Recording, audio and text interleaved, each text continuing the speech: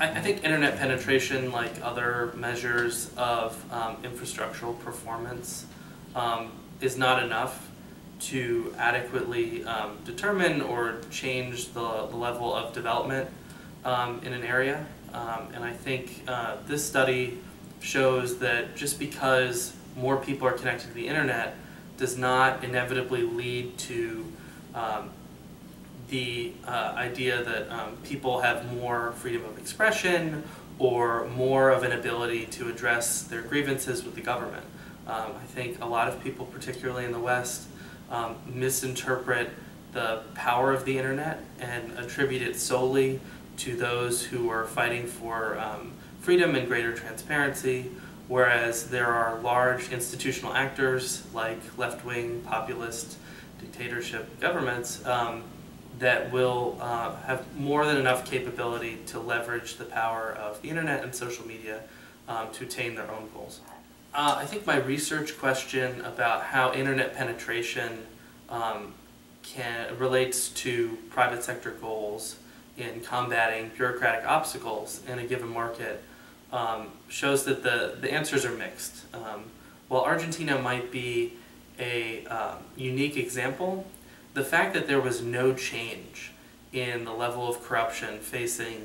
private sector organizations in Argentina between 2008 and 2013 is a striking finding.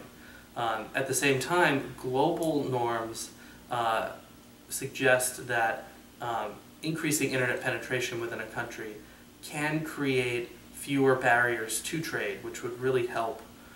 private sector organizations abroad. So right now, I believe that the research question of this study also suggests future avenues for research, because I do think Argentina is an appropriate case study country for a number of reasons, and I do think there are some other markets that are worth exploring in a similar way to see if the results are consistent. Argentina's policy towards the internet, for someone who is not from Argentina and not a native Spanish speaker, it can be very difficult to discern. This has less to do with language than with the complex and very corrupt political culture that exists in Buenos Aires and through the entire country.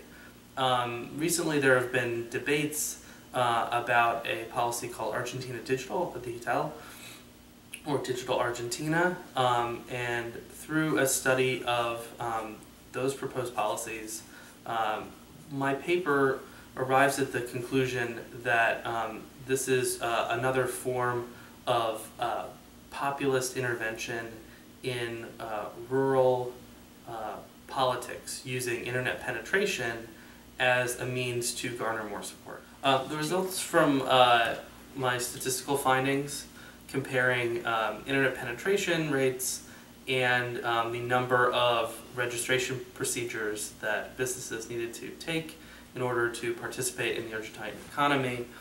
showed that the number of registration procedures did not change over that period. However, there was a significant growth in internet penetration. I believe it was double.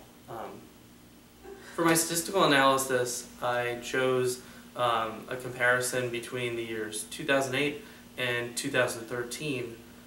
looking at the relationship between the internet penetration rate of that year and the number of business registration procedures that an organization needed to accomplish in order to enter the Argentine market. I chose the year 2008 as a starting point because it is a globally substantial one in terms of world macroeconomics, as well as the fact that it was a time when social media was just starting to become the daily part of lives of people around the world, as is now commonplace. 2013, on the other hand, was the last year of available data at the time of my study, and I thought that period would give me a good sense of what modern digital Argentina would look like in the political sphere.